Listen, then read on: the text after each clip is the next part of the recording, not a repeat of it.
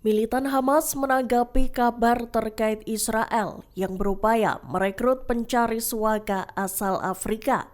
Para pencari suaka Afrika itu diajak bergabung dengan militer Israel sebagai tentara bayaran untuk bertempur di jalur Gaza.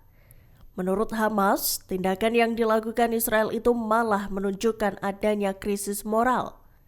Hal itu lantaran warga negara Israel sendiri banyak yang enggan bergabung dalam pertempuran di jalur Gaza. Dikutip dari Tribun News, para pencari suaka Afrika itu dijanjikan memperoleh hak tinggal oleh Israel jika bergabung ke militernya. Menurut Hamas, hal tersebut merupakan pelanggaran terhadap aturan hak asasi manusia yang paling dasar. Hamas menilai tindakan itu dilakukan Israel untuk menutup kerugian militer yang sangat besar. Khususnya banyaknya tentara Zionis yang tewas dan terluka selama pertempuran dengan militan Hamas. Lebih lanjut, Hamas menyerukan pada komunitas internasional dan lembaga-lembaga HAM untuk mengutuk tindakan Israel. Selain itu, Hamas juga menekan mereka meminta pertanggungjawaban para pemimpin Israel atas pelanggaran berat terhadap hukum perang, hukum internasional, dan hukum kemanusiaan. 11 bulan berperang di jalur Gaza justru menjadi bumerang bagi Israel. Negara Zionis itu kini malah dikepung oleh poros perlawanan, mulai dari Hizbullah, Houthi, hingga para milisi Palestina yang ada di Gaza dan tepi barat. Kepungan itu tampak jelas saat pesawat nirawak yang ditembakkan Hizbullah menembus lebih dari 30 km ke wilayah udara Israel tanpa dicegat. Dikutip dari Tribun News, drone dari Lebanon itu terbang selama 10 menit di wilayah udara Israel. Drone itu terbang bebas sebelum meledak di Galilea Atas, Israel Utara beberapa waktu lalu. Hizbullah sendiri menegaskan bahwa mereka telah menembakkan serangkaian pesawat nirawak ke Israel. Drone-drone tersebut menyerang markas komando Brigade ke-90 Divisi Golan, tentara Israel di Barak Yarden. Selain itu, hal yang sama juga dilakukan oleh Houthi Yaman. Rudal balistik Houthi diduga jenis Hatem 2 itu ditembakkan pada Minggu 15 September 2024 pagi. Media Israel menyebut ini adalah serangan pertama rudal balistik Yaman yang berhasil menghantam Tel Aviv. Pasukan Israel mengakui pembunuhan terhadap 3 sandera yakni Ron Sherman, Nick Bezer, dan Elia Toledano di jalur Gaza. Mereka terbunuh dalam serangan udara Israel beberapa bulan lalu. Jasad ketiganya ditemukan pada Jumat 15 Desember 2023 silam. Namun tentara Israel baru mengungkap kemungkinan para sandera itu tewas karena serangan mereka sendiri. Dikutip dari Tribun News, dalam pernyataannya, militer Israel mengaku terdapat kemungkinan bahwa 3 sandera itu tewas dalam serangan udara IDF. Penyelidikan juga telah menentukan bahwa mereka tewas dalam serangan udara pada bulan November 2023. Hal itu berdasarkan analisis militer Israel berupa lokasi penemuan mayat, laporan patologis, dan informasi intelijen lainnya. Militer Israel menyatakan ketiga jasad sandera itu ditemukan di terowongan yang mereka sebut sebagai tempat Hamas beroperasi. Mereka mengklaim tak mengetahui keberadaan sandera di dalam terowongan itu. Rudal balistik dilesatkan Houthi Yaman ke wilayah Israel pada Minggu 15 September 2024. Menempuh jalur sekira 2000 km, rudal tersebut diperkirakan terbang selama 15 menit. Namun dalam sebuah pernyataan, juru bicara Houthi Yahya Saree mengungkap, rudal itu hanya membutuhkan waktu tempuh sekira 11 menit 30 detik untuk sampai ke Israel. Dikutip dari Tribun News, sistem radar Israel tampaknya telah mendeteksi adanya serangan rudal Houthi itu. Namun Israel justru gagal menghalau rudal-rudal yang melesat dan menghantam wilayahnya. Menurut perkiraan, sejumlah rudal pencegat ditembakkan dari sistem pertahanan Israel. Namun rudal pencegat itu meleset dan gagal menghadang rudal balistik Houthi. Angkatan Udara Israel pun langsung melakukan penyelidikan terkait kegagalan dalam sistem pertahanannya dalam menghadang rudal Houthi Yaman.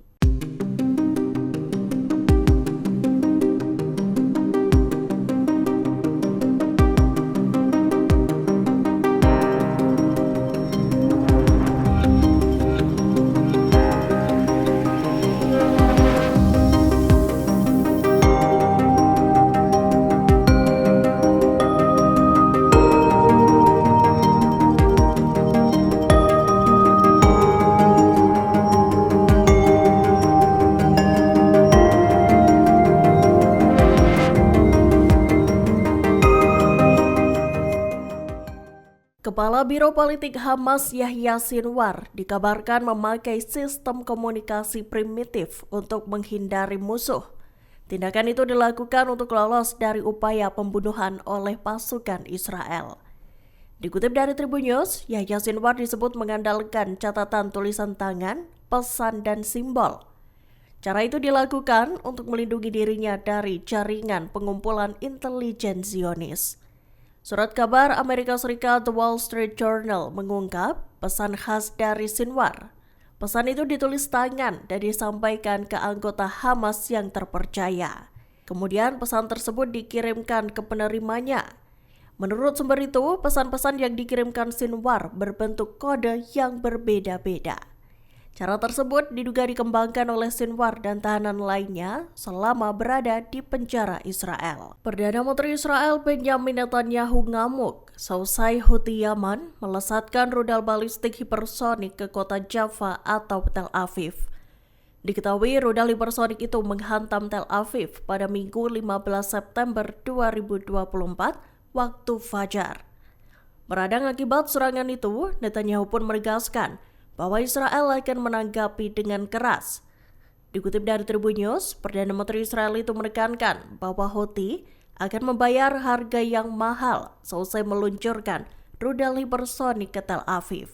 Dalam pernyataannya, Netanyahu lantas mengingatkan Houthi dengan serangan balasan Israel ke Yaman pada Juli lalu. Netanyahu menegaskan bahwa siapapun yang menyerang Israel tak akan lolos dari hukumannya. Media Israel mengindikasikan penyelidikan awal Angkatan Udara Israel menunjukkan bahwa semua rudal pencegat IDF gagal menghalau rudal Houthi.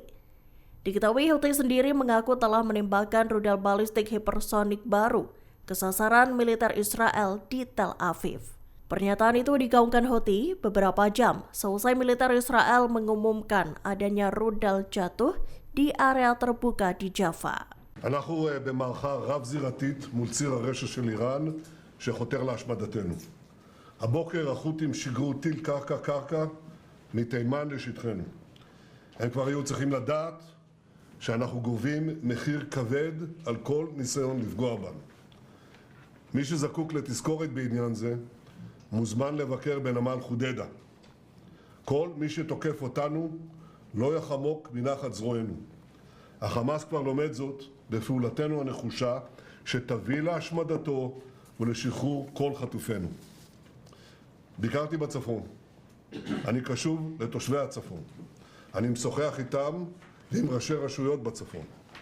אני רואה את המצוקה, אני שומע את הזעקה. המצב הקיים לא יימשך. זה מחייב שינוי של מאזן הכוחות בגבולנו הצפוני. נעשה כל מה שצריך כדי להחזיר את תושבינו בבטחה לבתיהם.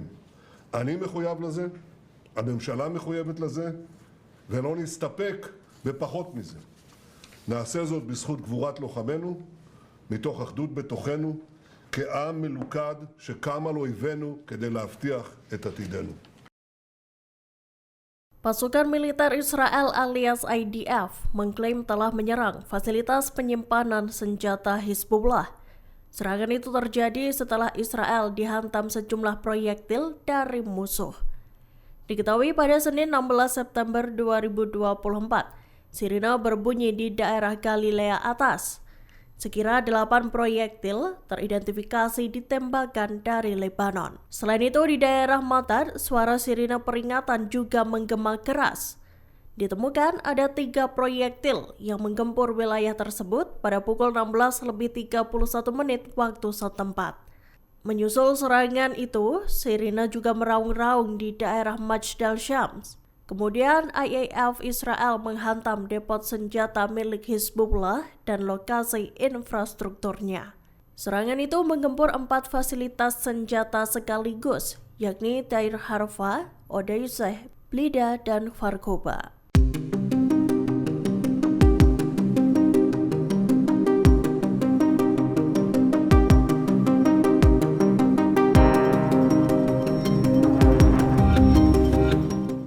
Militer Israel menjatuhkan selebaran berisi peringatan di Lebanon Selatan Minggu 15 September 2024 Selebaran itu berisi perintah agar para penduduk kota Al-Wazani dan sekitarnya segera mengevakuasi diri.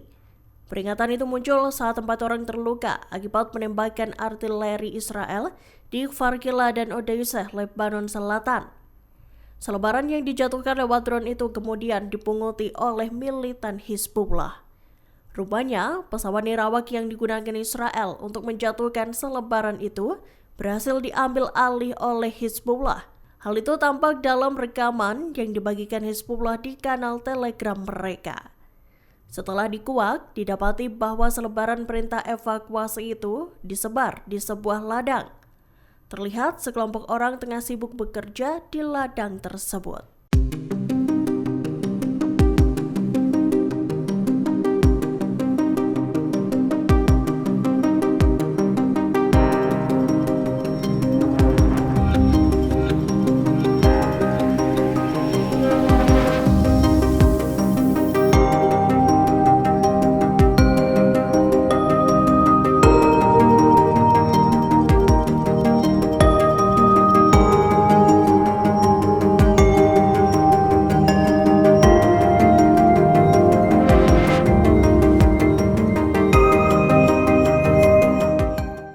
Download Tribun X sekarang, menghadirkan lokal menjadi Indonesia.